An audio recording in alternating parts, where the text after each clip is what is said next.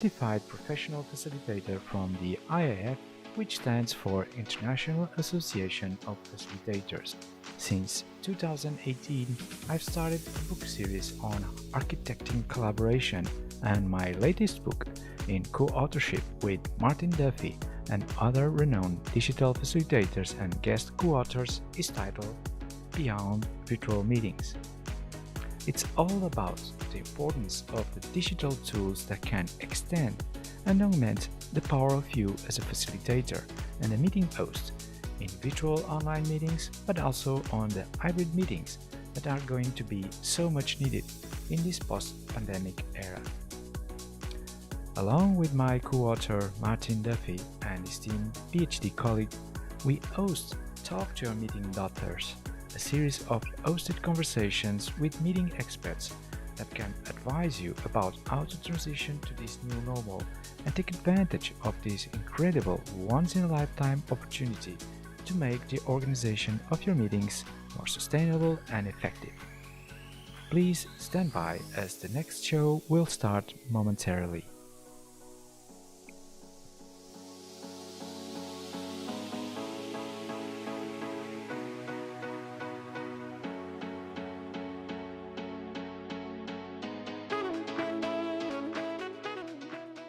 Mindful of our time, guys, we're approaching 50 minutes, believe it or not, and time has really flown on this one.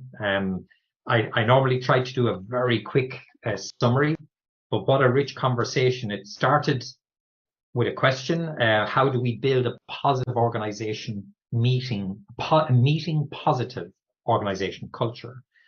But actually what kicked us off was Gustavo wandering around in the outback, not sure where he was, and wondering about how the mountain lions might come and have him for breakfast. But in actual fact, that was really provocative thought, because that brought us into managing the unknown, dealing with the possibilities of the unknown.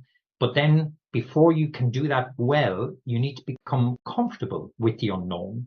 And the idea then of culture constraining organization meetings because of our rigidity with the format, with the method, with the process, and the possibility then that we might just be losing sight of, but why are we meeting?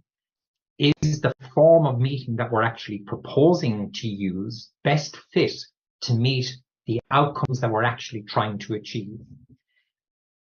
Extending that, we talked more then about the idea of organizations shifting towards more ad hoc type meetings. Elise, you touched on this point for us, and that can be a symptom, a clear enough symptom, that actually the current structured way that we have of managing and running our organizational meetings just may not be fit for purpose. So people spontaneously move to an ad hoc form in order to meet their real needs. And their real needs then might help to focus them in more productive use of their time, rather than sticking with staid or stale meeting procedures that just don't meet expectations or needs. Elise, you also then took us into the idea of the three levels in the organization. So the executive C-suite, the teams-based level, but then the concept of iterations. And Gustavo, you picked up on the importance and significance of that iteration piece, which then becomes a key driver of managing the organization's cultural shifts through its organizational meetings. I mentioned then the possibility that meetings can be seen as windows to the soul, to the cultural soul of the organization. Both of you agreed with that concept or that proposition. And I suppose where that took us in our conversation was then to say, actually, maybe when we're convening our meetings, and maybe to become meeting positive, maybe we need to shift the focus of the questions that we're trying to address or trying to answer within any particular or given meeting, either a meeting individually or a flow of meetings that might happen within a team or a group or an organization. So shifting our focus to what question are we trying to answer might be a really significant point to building a meeting positive culture. Because by addressing that question, we have a significant chance of actually carrying out meetings in a way that meet people's needs. And Gustavo, you focused in our latter part of our conversation on focus on the outcomes, focus on what are we trying to achieve, and then matching how we go about conducting our business to actually deliver that outcome that we're actually looking for. A final point that I think both of you made in slightly different ways is that managing conflict and consent is actually a fundamental and a core part of what an organization needs to do and what meetings are used as a vehicle to do. But most importantly, a key takeaway that I'm getting from it is respect for the individuals can be fundamentally different to having differences of ideas or differences of opinion. And we can absolutely figure out how to manage our differences without ever compromising the fundamental respect that we show for every individual that's participating. I hope that summary has done some justice to a really, really interesting conversation.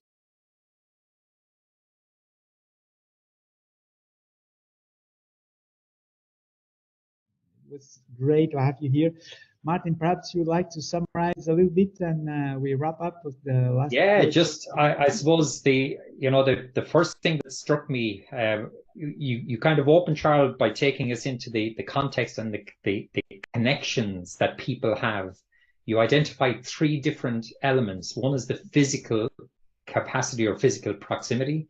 Two is creating the time. And then three was creating a free environment, or an environment in which free exchange can happen unimpeded. We then talked a little bit about identifying the gaps between people, particularly then you talked about the isolation of the leader and the sense that some leaders have this developing sense of isolation from their teams, from their groups. And when I asked about why was that isolation developing, you identified again three key elements, one of which was social media, but the other was the idea of people physically moving jobs, moving locations, moving home, but equally moving groups. And you spoke a little bit about faith and moving their faith groups. Now, irrespective of what religious beliefs you might have, the key point is that when people are moving from a known community, whatever the community is, now we end up with the possibilities of greater and greater isolation. But I suppose the key thing that I'm taking out of our conversation is that the interpersonal connections coming from shared experiences, from shared emotional grounding, from shared intellectual exposure, that those elements create the foundation on which trust ultimately can get built. And I suppose the final analogy, which I really love, is that it doesn't take much water to get growth in a desert. And as a really simple summary of, are we in a hopeful or a hopeless environment? I would share your optimism and say, actually, a teacup of water will do an awful lot to build an awful lot of growth in a desert. Amazing. Thank you so much, Martin. And over to you, Charles. Last piece of advice for our viewers and wherever they are. I'm happy to give advice, but I want to make sure that your listeners know that I've written several books on the subject. And so if their interest is piqued whatsoever, there is more. They're the books that are being used around the world and some of the world's most famous brands to make their teams more effective and to connect people in ways that are supportive in a crisis time. My first book is The Art of Community. And then I wrote a book called Storytelling for Leadership, because in all leadership, bring people together is their powerful stories that make that happen. And then lastly, my latest book on the subject is Building Brand Communities. In this case, any organization, for-profit, nonprofit, political, that has a brand, how to bring people together that are important for success. And then last piece of advice, let's go start at the beginning. All community starts at the same place, an invitation. And my work is a request to spend time where someone knows that someone cares if they show up. And I'm convinced that if everybody listening right now invites 5 people they already want to spend more time with, just makes the request to spend that time, walking around a park, eating a bowl of noodles, playing with dogs, all count. That's the beginning of relationships that can grow much deeper. Hey, thank you so much. And thank you everybody for watching us today. Charles Vogel, our guest speaker today, was an amazing masterclass. Thank you so much, Martin, as usual, for the wonderful summary of the conversation. And for our viewers, you want to know more about Charles Vogel, just follow him on this event page. He's our guest speaker for today. Thanks, everybody. Thanks for watching. It was really great to be here with all of you. Bye for now. Thanks very much. Bye all.